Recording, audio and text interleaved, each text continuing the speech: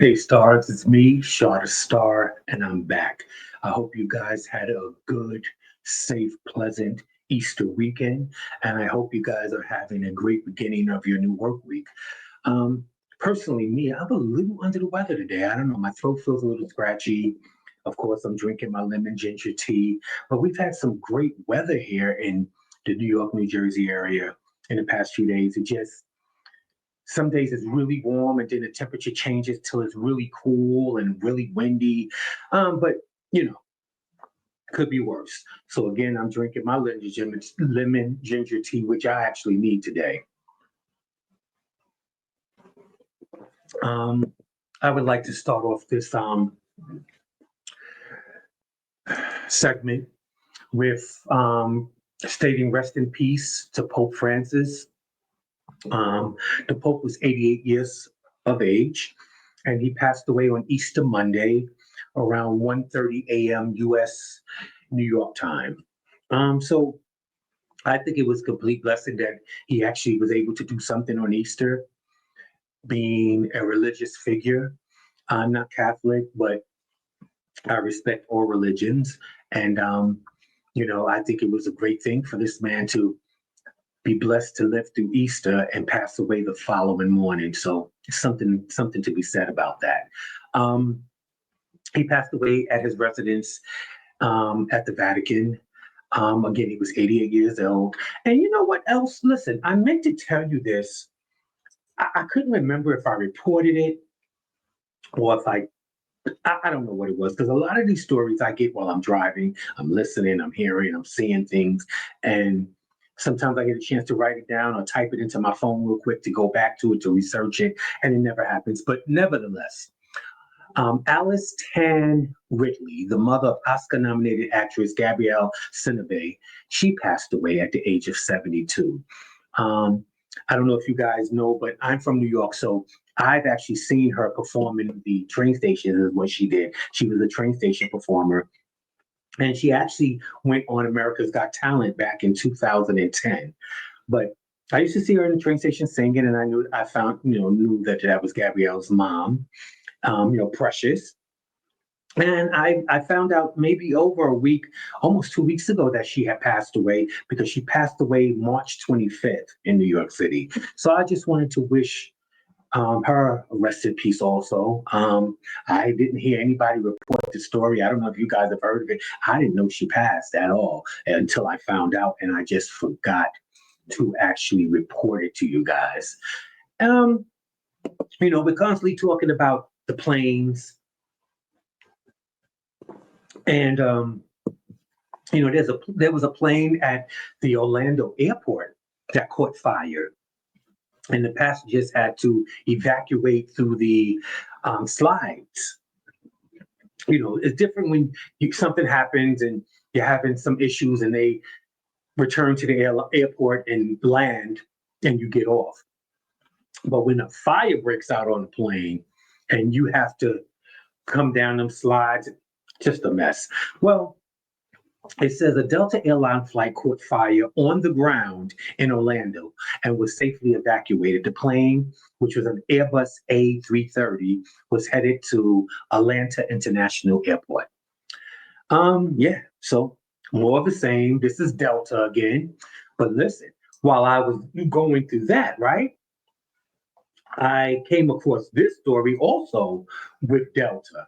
And I thought it was a little weird. I mean, I know plenty of us have been on planes where they've taxied for an hour or two, or maybe even three, where you're on the plane moves, may even move away from the gate, but for some reason you're taxi. I've taxied over an hour or so, but you know, I've heard of those, okay? But have you ever thought that you would have to actually spend the night on a plane? Well, nearly 300 passengers trapped overnight on planes after diversion to airport that did not have customs. Again, nearly 300 passengers trapped overnight on planes after the diversion to an airport that did not have customs. Okay, so there's delays, and then there's just It's ridiculous. Okay, so what happened, what the story goes as on April 10th, passengers on two separate flights from Mexico was diverted to Montgomery, Alabama, and then stuck and the people were stuck on the planes overnight because Montgomery, Alabama isn't an international airport, so it doesn't have customs. Remember, these two flights are coming from, one is coming from Cabo, San Lucas, and another one is coming from Mexico City. Okay, so with them coming from another country, they have to have customs, but somehow these flights was diverted to Montgomery, Alabama, and they were unable to get off the planes because there's no customs at Montgomery, Alabama. It's not an international airport. So, yeah, people, it says the incident involved passengers on Flight 599 from Mexico City and Flight 1828 from Cabo San Lucas. All right.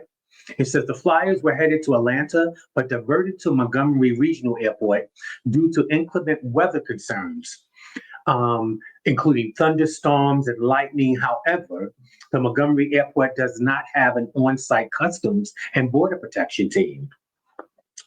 So therefore, since the international travelers couldn't deplane, they couldn't get off on the U.S. soil without going through customs, all passengers, around 300 in total on two flights, had to remain on the plane on the tarmac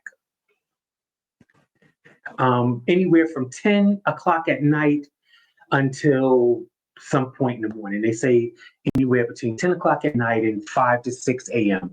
They had to spend the night on the planes. So because of, okay, I understand that there were thunderstorms and lightning and the planes were heading to Atlanta, but because of the bad weather in Atlanta, they had to stop them, put them at Montgomery, Alabama airport. But however, there's communication going on in the sky of, okay, we're not going to go ahead, we're not going to go forward to Atlanta. Well, what do you suggest? Well, you can go to Montgomery Regional Airport, but they don't have a customs. Well, you know what? They have portable customs where they set up a gate, and everything that you do in them big custom areas, you can do. It's two planes, people. We're talking about 300 people. You can set up two portable customs because, I mean, look, the flights had to come into Montgomery. You had them sleep on a plane. Sleep on a plane? I don't know. Planes, trains, and automobiles. I told you guys, if I'm unable, and this isn't even an issue with the planes, this is the issue with the weather, but the real issue is how Delta dealt with this problem. Why would you divert these planes to a airport that doesn't have customs, but yet this flight is coming from Mexico? And you make this decision at 10 o'clock at night, and they have to sleep on this plane on the tarmac. I don't know. Delta definitely needs to get it together, I think. Well, NFL legend Shannon Sharp, I'm sure as much as you have heard, that's all like they have been talking about all day, is being accused of essaying and battery in a $50 million lawsuit. I don't know what to think about this, to be honest with you. Remember, Shannon had this thing going on a few months ago where his phone was supposed to have recorded him having intercourse with someone, and he recorded it. And what they're saying, there was no way your phone could have just went on record. You have to go through so many steps for your phone to actually record. So, I don't know. And again, they've been trying to shove down our throats because allegedly there had been rumors of something with him and his old fashion stylist who used to style him. A little allegedly. So it's been like a proof Shannon Sharp loves women. It's been like that for the past 4 months or 6 months. First it was the recording of him having intercourse with a woman and she's saying his name, and then now another woman.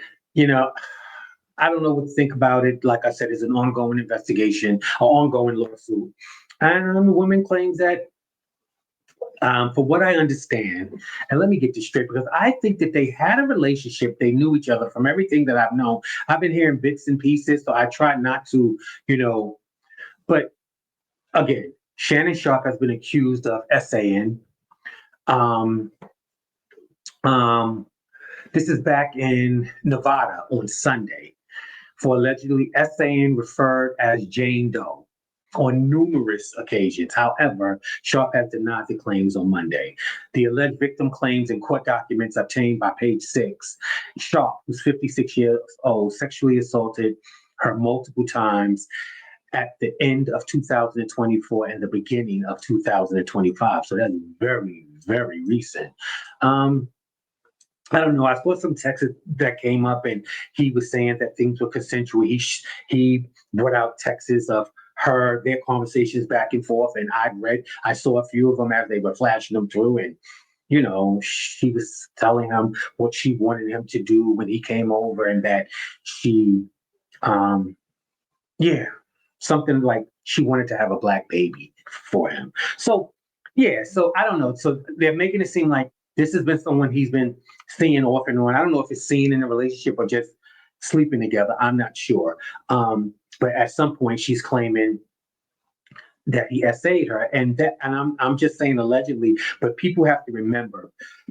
And I remember talking to some people some years ago, and we were talking about um, can you be essayed by your husband or wife? But we were talking at husband at that time, and women were like, no, that's your husband. No, you can. Anytime you don't want to do something and someone forces you to do it, that's essaying. Husband, wife, cat, dog, bully goat. I don't care. So I remember having that conversation. It was like, and a lot of women didn't think that they could actually be essayed by their husband. And it's yes, anytime that you don't want to do something in that manner and you're forced to do it, you're doing it against your will. So yes, you can be essayed by your husband or essayed by your wife. And you even say how you get essayed by a wife. It has been shown and proven that women have essayed men. Okay, so yeah, so I don't know, but what they're trying to say is like they've had a relationship, they may have slept together 10 times, but she's saying allegedly, it says that he has essayed her on numerous occasions. And I'm like, how do you get essayed numerous occasions? I mean, I can understand it happening once. I don't want to understand it, but the possibility of it happening once, but then who goes back for a second, a third, a fourth, and a fifth? Once you violated me, right? Am I right? I don't know. I don't see you violating me, making me do something I don't want to do. But yet I come back next week. Anyway, it's an ongoing thing, ongoing case, and I guess we'll talk about it. Okay. Did you well, this actually, I'm gonna let you know this happened in Kenya, in Africa, in Kenya, right? This is at a residential compound in Kenya. And from what I understand, it says Girl14, unalived. Let me bring it up for you. I'm not going to show you any pictures or anything because I don't have pictures of it, but I want you to see the headlines and then I can take it from there. Okay, it says Girl14 unalived by lion in front of horrified friends after wildcat entered her residential compound. So a little girl, 14 years old, was attacked and unalived by a lion, a wild lion, right? And you might say, well, that's Africa. It can happen. No, I'm sorry about what you see on TV and stuff, but the lions are not just actually walking through town. Okay. The tigers, lions, and bears, no, they're not just roaming the streets and free. Okay. If you go into a safari, then you're going to where they are. You know what I mean? So, what I'm getting is a 14-year-old girl was unalived and partially eaten by a lion, I know, guys, in front of her horrified friends after the animal entered her residential compound in Kenya, right? The unnamed child was snatched by the wildcat from a residential area on the outskirts of the Kenya capital, Nairobi, before her friends called the authorities. But come to find out, The authorities, of course, came, however, they came and they started to hunt for this particular lion or, whatever. And they come to find out that this lion escaped from the Nairobi National Park. So it had been roaming around. He escaped. I don't know if they knew it escaped or they were looking for it, but they did find, some effects of the little girl. So she was snatched up, and yeah. So I just wanted to let you know that I just thought it was crazy that a lion enters your compound, and I can't believe that this is an escaped lion from a national park. Okay, so once a lion has escaped the national park, isn't there some alerts that go out? I mean, come on, we're not talking about Africa 1960. We talking about Africa 2025. Don't alerts go out? Don't you inform? I don't care what country you're in. Don't you inform the residents that there's a lion loose? I don't know. I'll wait.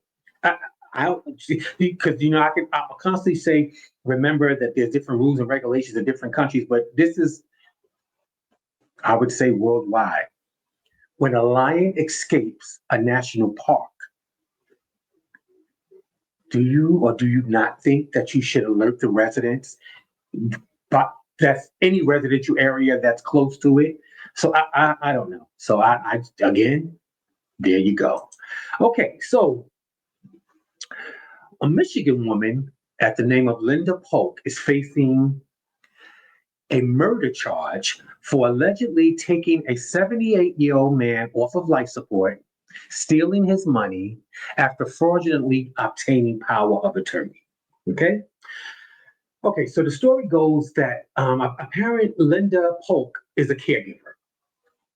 Okay, I'm going to pull up her picture so you know who we're talking about, and I'm going to tell you the story. Linda Polk,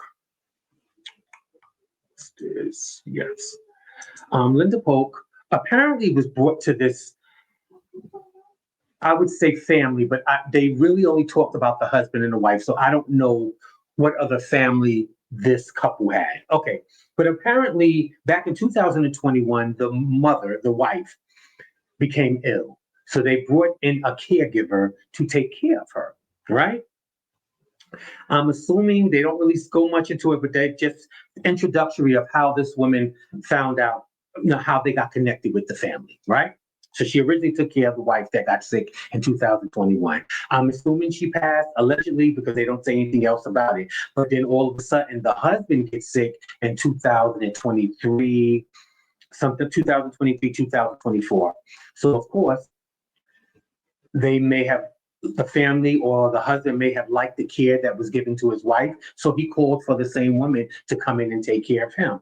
Well, what Miss Linda started doing was charging things on the man. This is when she's his caregiver first. She starts using his credit cards, a lot of fraudulent stuff, just stealing money, using his cards. I don't know how they became aware, but at some point he became really ill. And somehow she got him to sign over power of attorney to her in November of 2024. And he winds up on life support at some point that month of November. So he gave her power of attorney, say beginning of the month, hypothetically, allegedly, beginning of the month, and somewhere between the middle and the ending of the month, he was put on life support. Okay. So what she did was she ordered him off of life support because she has the power of attorney. And even though apparently he has family somewhere, but they just don't discuss it, the reason I say that is because they said that when she took him off of life support, she didn't even tell the family that she was taking him off of life support. So I'm like, okay, so some family does exist somewhere. So how she got so much control with having so much family or having any family around is beyond me. Or however, Linda had him taken off of life support, and then cremated immediately. Again, she has power of attorney. So I don't know if allegedly if that having him cremated immediately was to cover up any abuse or anything else that had been going on at the time. Because once you're cremated, you're cremated. Um, Again, he was on life support, so I don't even know if an autopsy was done because he was there for a reason. So I'm assuming. So nevertheless, allegedly, she had him taken off of life support. Then somehow she got a deed. They call it a soft deed. She got a deed to his home. So Mama was like going through. She had power of attorney.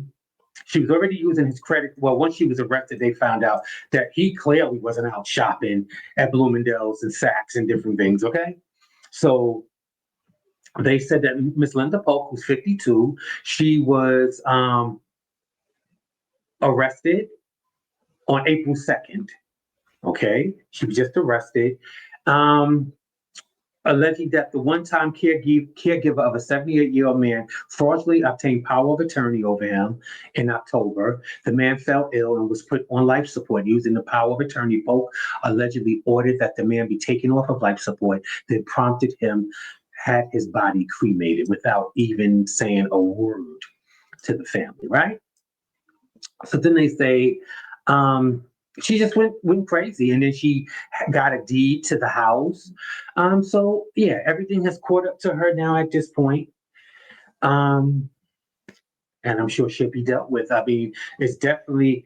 I don't know how they'll deal with it because was already on life support. You know what I mean? So her having taken him off of life support, they want to possibly charge her with murder. I don't know how that's going to go. I don't know, but I'm sure we haven't heard the ending of it. Okay, so there's a okay. So first of all, let me show you the picture of the woman first, so that we get an idea, and I mean, a lot of us probably would want to do what this woman did, but I don't think we would have the nerve to do it. But apparently, she did. 911 operator who didn't want to talk to anyone, she hung up on her calls. She was just sentenced to jail. Okay. A 911 operator decided that she didn't want to talk to anybody. So whenever calls came through to her, she would hang up. She didn't want to talk to anybody. Now, from what I understand, excuse me, that's your job, miss. That's what you do. That's what 911. Hi, 911, babe. How may I help you? What's your emergency? That's what I'm used to hearing. Okay. Um, so she a former 911 operator in Houston, Texas. Her name is Frashonda Williams. She's 44 years old. Um, what happened was they noticed that her phone calls were lasting under 10 seconds, 12, 20 seconds, 30 seconds. They're like, what 911 call can you possibly get where people are giving you information for a call to be less than 30 seconds? So I guess they started monitoring her, and she only worked for 911 for a year and a half, right? And she systemically hung up on people that were attempting to report emergencies, ranging from homicide to traffic violations. So, in her just hanging up the phones, they said that her phone calls were no longer than 20 to 30 seconds. So during a monthly audit is when they did an audit and realized that they call it short calls. But I don't think anybody would have that many short calls in 1 month or 2 months or 3 months, however long this investigation went on. And she was hanging up on people for people that was attempting to call, like I said, anything from homicide to traffic violations. Yeah, she just didn't feel like talking. So when they would come on, I don't even know what to say about that. That's crazy. This is your job. It's not like, okay, girl, I'm a receptionist at this law firm, and front desk is she needs to go to lunch, and someone needs to relieve her. So they ask a random they have a thing going on where they ask a random assistant, can you cover the front desk for an hour while such and such goes to lunch? Then you say yes. I've actually worked in firms where we had snowstorms or different things were going on and people called out, people had the flu, and they would call anyone that was able to answer a phone. They would ask you, can you cover the front desk for a certain length of time or whatever? So but for you to be a 911 operator and decide that you don't want to talk to nobody, Miss Krishonda Williams. Well, guess what? She would have to spend 10 days in jail and 18 months on probation. And I think that's just ridiculous. 10 days in jail, 18 months probation for hanging up on people reporting anything from homicide to traffic violations. So everything from there to there and in between. You hung up. You don't know who liked you. Someone could have been running from an attack and called 911. And this girl answered the phone and then hung it up. So you don't know how many people she's actually affected. And she had been doing it a while.